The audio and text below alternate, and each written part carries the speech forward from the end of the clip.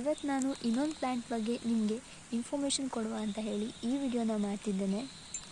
ಅಮ್ಮ, ಇದೆಂತ ಹೇಳಿ? ಇದು ಕನ್ನಡದಲ್ಲಿ ಇದಕ್ಕೆಲ್ಲ ಹಾಡೆಮನಿ ಬಳ್ಳಿ ಅಂತ ಹೇಳ್ತಾರೆ. ಮತ್ತು ತುಳುವಿನಲ್ಲಿ ಹಿರಿಯರೆಲ್ಲ ತಾಲಿದಪ್ಪು ಮತ್ತು ಇದು ಪಾದಲಪ್ಪು ಅಂತ ಹೇಳ್ತಾರೆ. ಇದೊಂದು ಬಳ್ಳಿ ಥರ, ಇದು ಯಾವ ಗಿಡ ಇದ್ರೂ ಅದರ ಮೇಲೆ ಹತ್ತಿಕೊಂಡು ಹೋಗ್ತದೆ. ಇದರ ಎಲೆ ಇಲ್ಲಿ ಅಗಲ ಇರ್ತದೆ, ಇಲ್ಲಿ ತುದಿಯಲ್ಲಿ ಸಪುರ ಇರ್ತದೆ. ಇದರಲ್ಲಿ ಒಂದು ಕಾಯಿ ಆಗ್ತದೆ, ದ್ರಾಕ್ಷಿ ಗೊಂಚಲ್ ಥರ ಕಾಯಿ ಆಗ್ತದೆ. ಅದು ಹಣ್ಣಾಗುವಾಗ ಒಂದು ಬಿಳಿ, ಫುಲ್ಲು ಬಿಳಿ ಅಲ್ಲ, ಬಿಳಿ ಟೈಪ್ ಆಗ್ತದೆ. ಇದರ ಉಪಯೋಗ ಎಂತ? ಇದರ ಉಪಯೋಗ ಈ ಉರಿ ಮೂತ್ರ ಎಲ್ಲ ಇರ್ತದಲ್ಲ, ಅದಕ್ಕೆ ಒಂದು 7-8 ಸೊಪ್ಪನ್ನು ತಗೊಂಡು ತಿವುಚಬೇಕು. ಸರಿ ತಿವುಚಿ ಸ್ವಲ್ಪ ಗೊಂಪಾಗ್ತದೆ, ಆಗ ಕುಡಿಬೇಕು ಇದನ್ನು. ಮತ್ತು ಈ ಕಣ್ಣೆಲ್ಲ ಉರಿತದಲ್ಲ, ಕಣ್ಣೆಲ್ಲ ಉರಿಯೋದಕ್ಕೆ ಇದನ್ನು ತುಂಬ ಎಲೆ ತಗೊಳ್ಬೇಕು.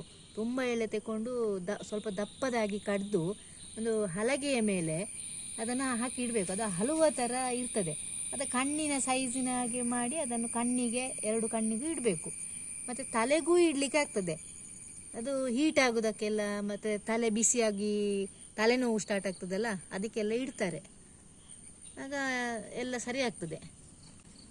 ಇದನ್ನು ಈ ಎಲೆ ಮತ್ತು ಕಾಯಿ ಉಂಟಲ್ಲ, ಅದನ್ನು ಗೊಜ್ಜು ಮಾಡಿ ಸಹ ತಿಂತಾರೆ. ಮತ್ತು ಇದರ ಹಣ್ಣುಂಟಲ್ಲ, ಅದು ಬಿಳಿ ಹಣ್ಣು ಥರ ಇರ್ತದೆ. ಅದನ್ನು ಹಾಲಿಗೆ ಹಾಕಿ ಜ್ಯೂಸ್ ಥರ, ಪಾಯಸ ಥರ ಮಾಡಿ ಸಹ ಕುಡಿತಾರೆ. ಭಾರಿ ಒಳ್ಳೆಯದಿದು.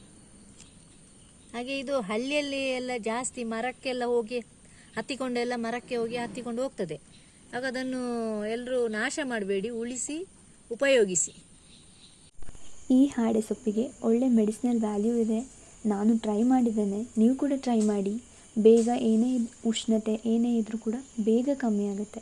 ಆ್ಯಂಡ್ ಈ ವಿಡಿಯೋ ನಿಮಗೆ ಯೂಸ್ಫುಲ್ ಅಂತ ಅನಿಸಿದರೆ ಒಂದು ಲೈಕ್ ಮಾಡಿ, ಸಬ್ಸ್ಕ್ರೈಬ್ ಮಾಡಲಿಕ್ಕೆ ಮರಿಬೇಡಿ. Thank you.